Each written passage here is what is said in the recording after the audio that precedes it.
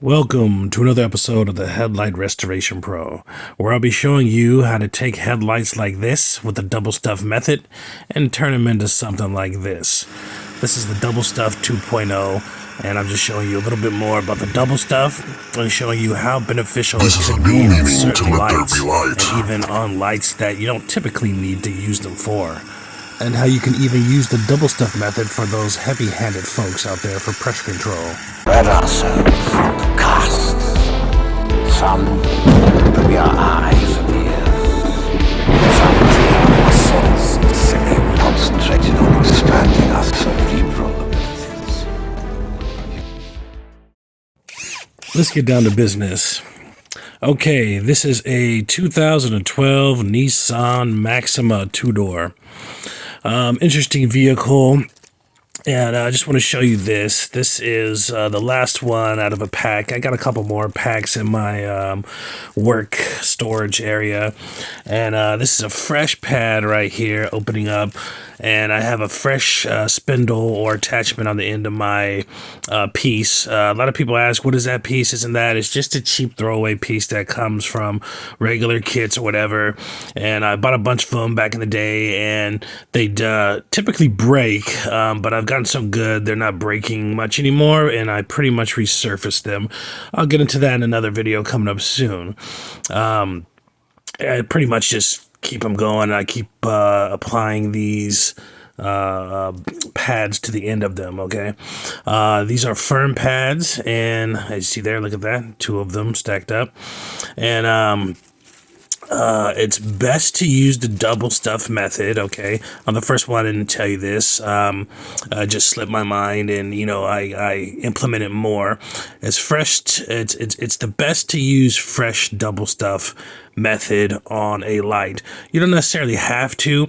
It just keeps it together more, and when the interface pads get broken in and loose, they tend to shift and move around a little bit more. You might inadvertently be dealing with a little bit more flexing than you would need, which will cause a little bit more control issues. You see how firm that is, but yet still folding into those grooves right there. Now that is what the double stuff method is all about. This being double stuff method 2.0, the first video you can see right here. It is streaming. It was done maybe about a year ago or so. And it has some different topics on there. I'm going to try to, do some new topics here and new things that I found out, because I've been doing it ever since, every once in a while when I deem fit. It seems this month and last month I've had an excessive amount of vehicles that require it, or they don't really require. You can get away without using it, but it's going to make your job 10 times harder. Using this double stuff method, as you can see, this light right around this region here and here, it's a big round bubble. There's no real flat area of this light. Okay, and especially that top part I started on. Once again, you always want to start on those hard areas with a fresh disc. Okay, you don't want it to work hard. You want it to be at its point where it's working is easiest. Okay, that's why I started on those parts there up top, and you see this little hump here and these ridges here. All years of this Maxima and these Nissan vehicles have very rigid, difficult lights. Okay, 2 years after this, it's like the 2014 or whatnot, and on, they have some really fucked up lights to work on, and it's definitely an upcharge because it is not a normal light. He saved some money because this one is bad, but not as bad. Those other Maximas and Altimas have it looks like, I call it a shark tooth. It's really rigid, like a shark tooth. It looks like a tooth that's been extracted.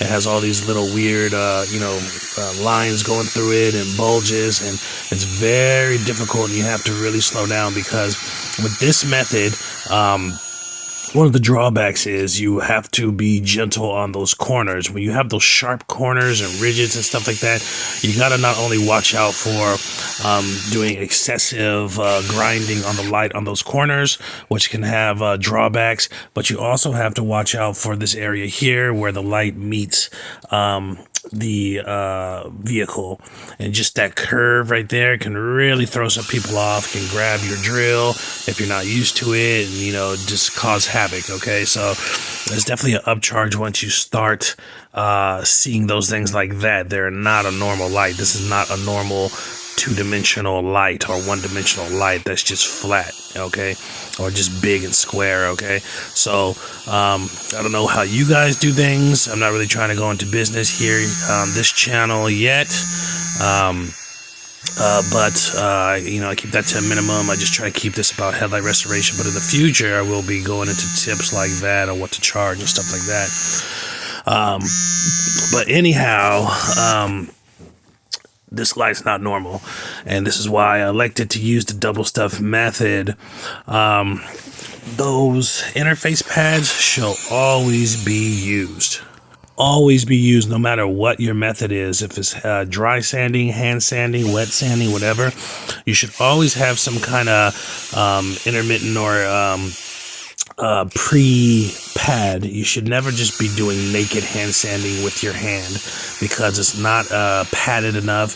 You're not going to get the same results. It's like, think about this metaphorically, okay, or even exact. Okay, if you had a wooden block, okay, and you had a sandpaper attached to it, how difficult would it be to sand this light? Okay, how difficult would it be to get in those areas? How difficult would it be not to damage the light trying to get in those areas, right? Now, if you had a pillow or a sponge, a kitchen sponge with the sandpaper on there, how easy would it be? How good would it be for your pressure control? How easy would it be to get in those little corners and grooves and uniformed pressure on the light, okay? So think about your hand is in between those two, right? So what you want to do is get as close as you can to having that sponge, and that's exactly what these are, and this is why they're designed for this. And any true sander of anything is going to be using an interface pad, okay? Whether it's on the vehicle or whatever, you're never going to do anything with a car paint, anything with anything, and just have a piece of pad on your hand, a piece of sandpaper on your hand, or a piece of sandpaper directly onto the backing plate. Okay, it's just you have curves and shit like that. Not everything, even if it was flat, it doesn't seat the pressure correctly. You can have a wobble in your tip. You can have a wobble in your drill. Your steadiness of your hand can be bullshit. These interface pads pretty much cancel out all that shit, as long as you keep them in good shape and you don't run them too long. Like, look at this. You see this? That's the double stuff. I coined it the double stuff method because it reminds me of double stuff Oreos, or putting two Oreos together or whatever. It's extra material in the middle. I've never seen anybody do it. I've never seen anybody do it on the net or anything like that on YouTube. So of course, when somebody invents something or makes something up, they have the rights to name it what they want, what the fuck they want, right? And this is what I want, the double stuff method. And you see how easy it is to get into those areas. On this, you should really be paying attention to the end of that disc in those interface pads, okay? And the thing is, with the interface pads, they're so inexpensive. And even if you're a hand sander and you're like, fuck the Headlight Restoration Pro, I don't like machines. I don't want to do my headlight restorations 10, 15 times faster.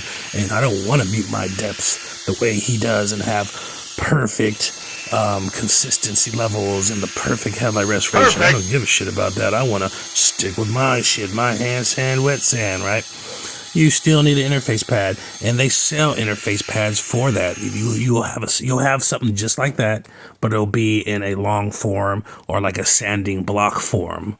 Okay, and sometimes they even have hand attachments and things like that, and like finger grooves on them and stuff. So you definitely need them. You don't, if you want to get your headlight restorations in the upper level, okay, if you want to be the best that you can be, okay, you don't have to be, everybody wants to be like, I'm not going to toot my own horn, but wants to be like these pros on the internet, this and that, you might, if that's your passion, go for it. Study and watch these videos and practice and do all those things like that. Whether you want to make a business or whether you want to just, be good at it or whatever, you're a perfectionist, that's fine. But not everybody. Oh yeah, let me take a break. See that right there? That says subscribe. That's exactly what you should be doing right now. If you haven't subscribed yet, I have over 100 videos and counting on this channel, over 300 examples of my finished headlight restoration product, and they're all perfect. They all look the same. They're all uniform. You can't pick one out that says, oh, there's some yellow there. It doesn't look as that good. It doesn't look, like the best headlight restoration I have. Why? Because this method is foolproof. This method is something anybody can do with a little bit of practice. Anybody can do on their first time trying it. If you just watched a couple of these videos and paid attention and listened to exactly the things that I say, and you use what I use, okay, within reason, okay. You can substitute some little things like that, but I tell you, any substitution, unless you're a professional and know what you can substitute, is going to yield different results. And when I say different, I don't mean better. I mean less results than I'm gonna get, right? So anyhow, with this double stuff method, you can reach these areas, and the thing is, you don't. I'm gonna double stuff method the hand sand here on the P800 too, just because these ridges up here and on the sides and the front are very steep and very rounded. With this double stuff method, you can get into those spots and not have to worry about burning, not worry about getting weird scratches in those areas that are damn near. The last thing you want is to get fucked up scratches in those areas, I'm telling you, because it's a bitch to get out. Okay, you'll sit there and you'll try to do, you'll be trying to get that shit out, like, for fucking hours trying to get that shit out, and you won't understand why, because it has just the pitch of it or whatever, and the area of it is so difficult to reach correctly, even by hand, and with a machine for sure. So the double stuff method saves you from all that drama, okay? And one thing the double stuff method does as well that people need to know about, if you're a heavy-handed person, I had a guy who's like, oh, I gave up because I just can't get it without the scratches and this and that, because you don't listen. Point blank. Because in your mind, you think you know better than somebody who has, probably at this point over 2,000 headlight restorations under his belt, okay? Or 2,000 lights restored under his belt, okay? Which equates to probably, 1,300 headlight restorations. I don't know. Some people want one light. Some people want, whatever. Some people want all 4 lights. Some people, come back. Some people, whatever. So I stopped counting roughly at 1,000 headlights. It was a hobby, of mine in the beginning, and I stopped doing that like well over a year ago. Like 18 months ago. Okay, so I imagine where I'm at now. Like I said, on this channel, there's over 100 videos, and there's over probably 300 and something, maybe 400 examples of my finished product on this channel, okay? If you include my portfolio videos, which I believe there's like 5 of them. I update the portfolio videos as I get more content, and as I want to do a space filler of the videos, whatever, add something in different, and I add those in, so you'll see those, and each one of those videos has like 40-50 cars on them, okay? So this method is tried and true and works. But look at that, I'm giving you a close-up view of what's going on when you hit those corners with the double stuff method. You see that? And I'm having to push down on this considerably, okay? If you see my hands right there, I don't have ginormous hands. I have big man hands, okay? But I don't, they're meaty. I'm a meaty guy, all right? So I'm a strong guy, okay? I got real strong hands, especially from doing headlight restoration for a while now. But anyhow, that is what's going on, though. When the impressions happen, that's what's going on. It's just wrapping around all that. And once again, metaphorically, think about if you had your head, right, your face, okay? If you put your face to a board, okay, a wooden board, what'll happen? Nothing. It won't wrap around nothing. It won't touch all the pieces of your head or nothing like that. But if you did that with a pillow, it would envelop your entire head, your cheeks, your eyes, everything, right? Your mouth, you couldn't breathe, all right? So that is what's going on with these pads. That's what's the beauty of these pads are, and what the beauty of the double stuff method is. Because with a single pad, it has a little bit of that effect, okay, which is great for regular light. But with the double stuff method, it has a shitload of that effect. It's like wrapping a pillow around there, and then the disc just goes with it. Okay, it doesn't do anything irregular. It does everything the same way, just you know, in the double stuff method. But once again, another attribution to or accolade of this double stuff method is that if you are heavy-handed, you can use this. You can use the double stuff method if you can use it on these advanced lights like this that have all these bends and dips and weird ass areas and shit. That's a whole bubble in the front. You can use them on a regular square light, okay? And the thing with that is, double stuff method also doubles as a pressure control situation, okay? This controls your pressure a lot. You can push a lot harder with this and not develop scratch marks or whatever, because the double stuff is insulating your pushing, okay? That's why you have shocks. That's why you have a bed with padding and stuff like that, or pillows. Once again, soft things insulate the pressure of gravity, the pressure of just anything. So if you are having issues with your finished product, having any kind of scratching in there, or you're developing too many scratchings, let me sidebar real quick. See that I'm using a 2 to 3 ratio, 2 drops to 3 drops of the Chemical Guys Headlight Restore, which is my number 2 product, I believe at this point. I like the best, number 2.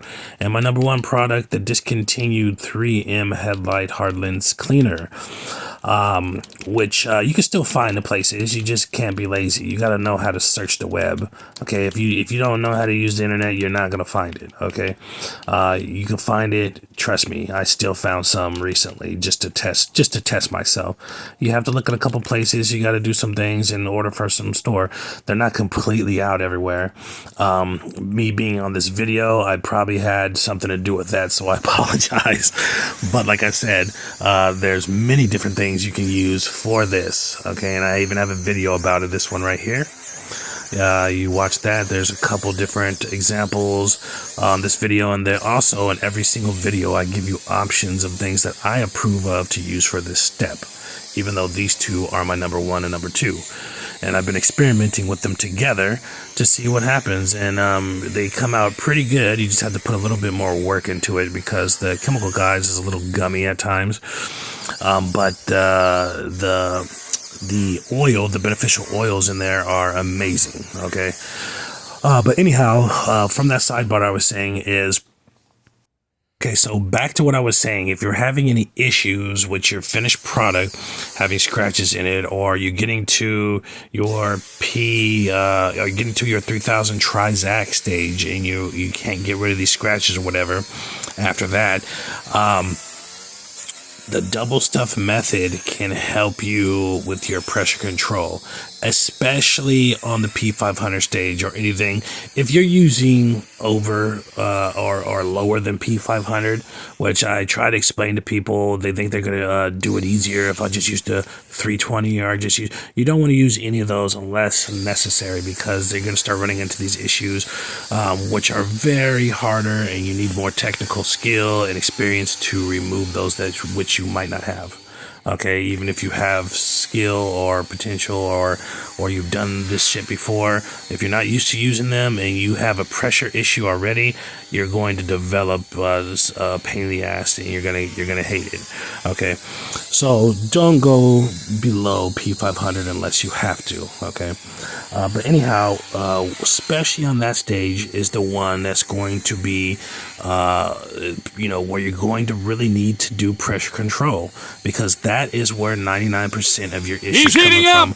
I have a couple guys recently. They're like, "Oh, I can't get from the P800 stage. I can't get the scratches out from that." And I'm like, no. The P800 is more of a scratch removal. It's a fixer. It's a builder upper disc. Okay. The P500 is a demolition disc. That's where you're getting all the shit from. That's where the bullshit comes from, okay? If I could afford to use, it would be working stupid, because I'd rather focus on my skill instead of spending all this money on these damn discs to get it to this level. The guy said, like I said, I gave up. I used the 1500. It's just like, because you need practice, because you don't know how to control your hand, you don't know how to control your drill, so you're fucking the light up so bad with the P500 that you can't recover correctly. So you had to buy another $50-$60 disc. You know what I'm saying? A couple discs. Because those Transact pads are expensive, and these discs are expensive. Okay, so instead of trying to listen and focus on what you're doing, you're trying to compensate by buying more stuff, which you can. It's just training wheels. It's training wheels, though. Like I said, I never depend on my tools and equipment and this and that. I depend on my skill.